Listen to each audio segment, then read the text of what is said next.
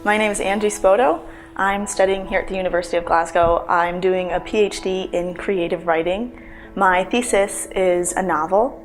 It's a novel about grief, a fantasy novel that incorporates elements of domestic abuse, mental health issues, topics including suicide, and depression.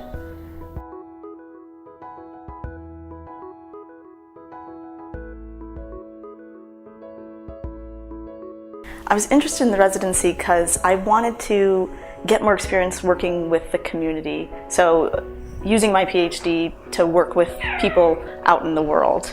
I deliberately, obviously, I applied for HIV Scotland. So that, in particular, that residency really stood out to me. They're a policy organization and they work really closely with people who are living with and affected by HIV. So I knew that there would have to be that public engagement component. So I think that's why it really stood out to me.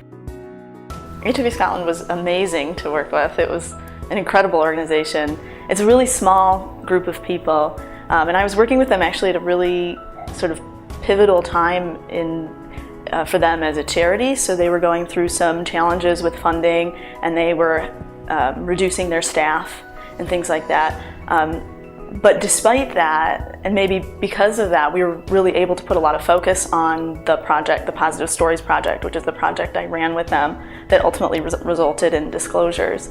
So I got a lot of really close one-on-one attention with the staff there. And what was most amazing with HIV Scotland was their connection with people who are affected and living with HIV. So I got to know people in a demographic that I never really was a part of before, and it really completely changed my outlook, and I learned a lot from it. So Disclosures is the sort of end result of the Positive Stories Project. The Positive Stories Project was a series of writing workshops that I ran alongside some other professional writers. We worked with people who were living with HIV in really small creative writing workshops. And then from that, we did a mentorship scheme. So I paired writers, nascent writers mostly, people who were really new to writing but were living with or affected by HIV, and they wanted to tell their stories. So I paired them with professional writers, and they worked on one-on-one sessions. And I did a lot of those one-on-one sessions as well. And that was a really successful scheme. And from that, we got a lot of the stories and poetry that then became a part of Disclosures, which is a collection of stories and poetries by people living with and affected by HIV.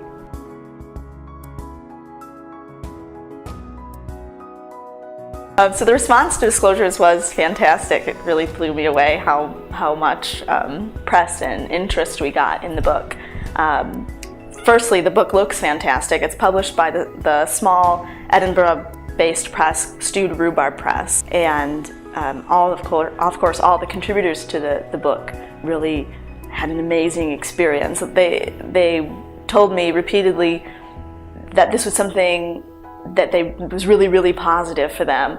For most people, they had never done anything like this before. For most of the contributors, they'd never really written anything before, and they certainly haven't written their stories down. So this was their first time they were able to do that, and they got so much out of it, and it's really empowered them to use creative activism to challenge HIV stigma, which was the goal of the project and the goal of the book.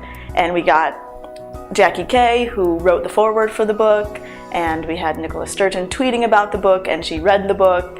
So it was really a really amazing experience overall. I would definitely recommend taking a residency like this while you're doing your PhD. It was one of the best things that I've done so far in my PhD. I really got to use what I'm learning from my PhD out in the real world with real people. A lot of times you're writing your PhD, there's not a lot of contact with other people, but this was the total opposite of that, and it was just a great experience because of that.